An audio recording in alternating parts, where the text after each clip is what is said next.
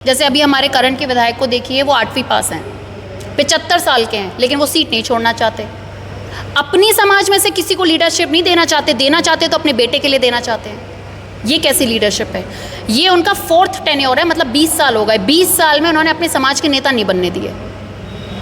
रूपाली दीक्षित को इसलिए चुना जाए क्योंकि रूपाली दीक्षित ना तो पेट्रोइज्म पे बात कर रही है, ना ही वो ये कह रही है कि भाई पार्टी के हिसाब से चलो। रूपाली दीक्षित ये कह रही है, अगर आप मुझे भी नहीं चुन रहे तो आप उसको चुनिए जो आपके मुद्दों की बात करे, ना कि ये बोले कि भाई बीजेपी का नारा है तो हम बीजेपी को वोट देंगे।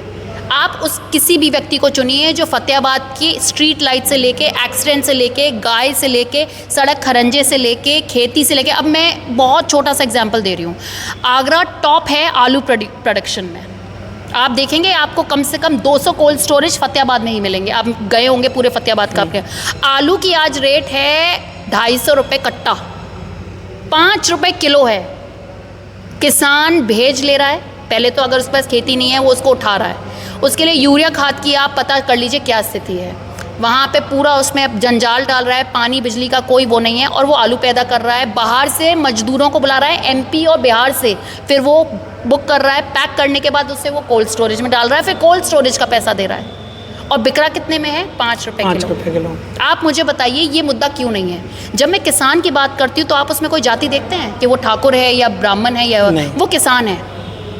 मैं चाहती हूँ इन मुद्दों को उठाया जाए। बीजेपी अपनी जगह है। आप मेरे लिए पर्सनली क्या करेंगे? आप मेरे फतेहाबाद के लिए क्या करेंगे?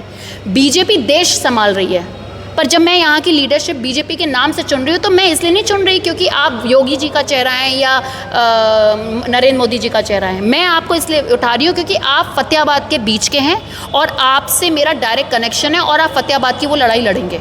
लेकिन आप वो नहीं कर रहे।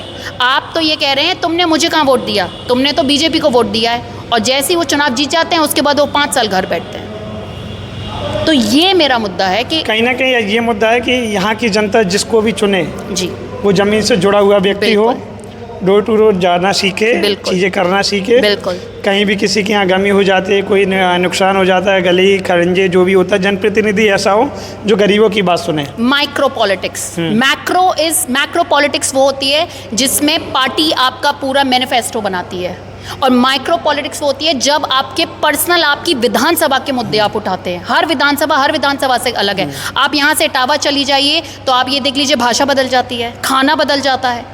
तो हम अपनी विधानसभा की बात करेंगे ना। बहा में क्या हो रहा है, हमें फतेहाबाद से क्या मतलब है? फतेहाबाद के अपने मुद्दे हैं। एक विधानसभा को कैसे मजबूत बनाया जाए, ये करना है ना। फतेहाबाद मजबूत बन सकता है। मैं तो बहुत छोटी सी बात कर रही हूँ। आप स्ट्रीट लाइट्स पे ध्यान दीजिए। हमारे यहाँ बहुत ऐसे ज़ीरो डार्क एरिया हैं जहाँ एक्सीडेंट्स होते हैं और 0 FIRs की जा रही हैं, क्योंकि यही नहीं पता कि एक्सीडेंट कौन करके चला गया। क्यों वहाँ पे CCTV कैमरा नहीं लग रहे हैं? क्यों वहाँ पे लाइट्स नहीं लग रही हैं?